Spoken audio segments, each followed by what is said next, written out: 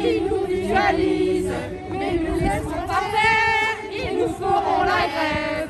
Un pas en avant, trois pas en arrière. C'est la politique du gouvernement. Je vais donner d'abord la parole à Leïla parce que c'est quoi les AESH? Aujourd'hui, cette profession commence à prendre la visibilité, tout le monde voit bien les difficultés, mais j'aimerais que vous témoigniez concrètement sur ce que vous faites, combien vous êtes payé. À vous, Leïla, de nous dire. D'accord, alors bonjour à tous. Donc moi je suis Leïla, AESH en Seine-Saint-Denis, à Saint-Denis plus précisément. Donc je suis AESH depuis 5 ans sur un collège. J'ai commencé tout d'abord en CUI pendant 2 ans. Et là, on est en CDD. Donc là, aujourd'hui, on se rassemble avec mes collègues pour pouvoir... Et là, concrètement, l'AESH, qu'est-ce qu'il fait? Alors, vous avez un élève, vous avez combien d'enfants? Alors, on accompagne des enfants en situation de handicap. Du coup, quand j'ai commencé ma carrière d'AESH, j'accompagnais 2 élèves sur un temps de 24 heures.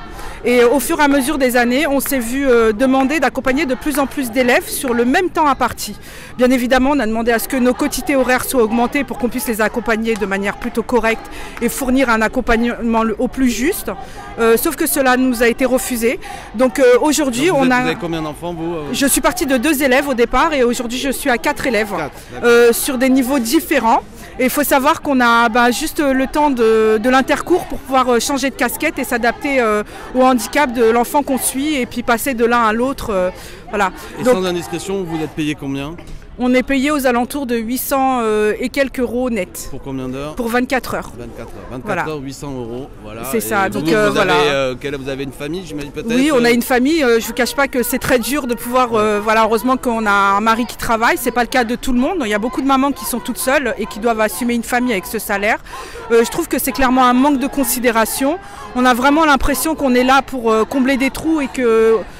comme je disais, avec le temps, on n'a pas l'impression qu'on soit écouté, entendu et qu'on nous considère vraiment comme des professionnels de l'éducation nationale au même titre que nos collègues profs ou toutes les personnes qui sont amenées à intervenir dans l'équipe pédagogique. En Seine-Saint-Denis, des difficultés dans cette école, je pense à ces collèges où il manque des professeurs, où il manque de médecins scolaires, où il manque des assistantes sociales et où il manque aussi votre profession si indispensable.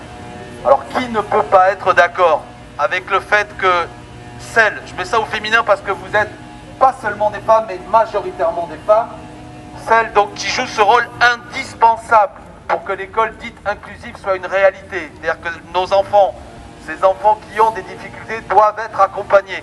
Votre métier est indispensable. Qui peut donc accepter que celles qui font cette tâche indispensable soient payées 700 à 800 euros par mois, c'est-à-dire sous le seuil de pauvreté. Et par cette situation qui vous est infligée, c'est une insulte à l'école publique. C'est une insulte à nos enfants et c'est bien sûr une insulte à vous. C'est une aberration et un mépris. Votre combat est juste.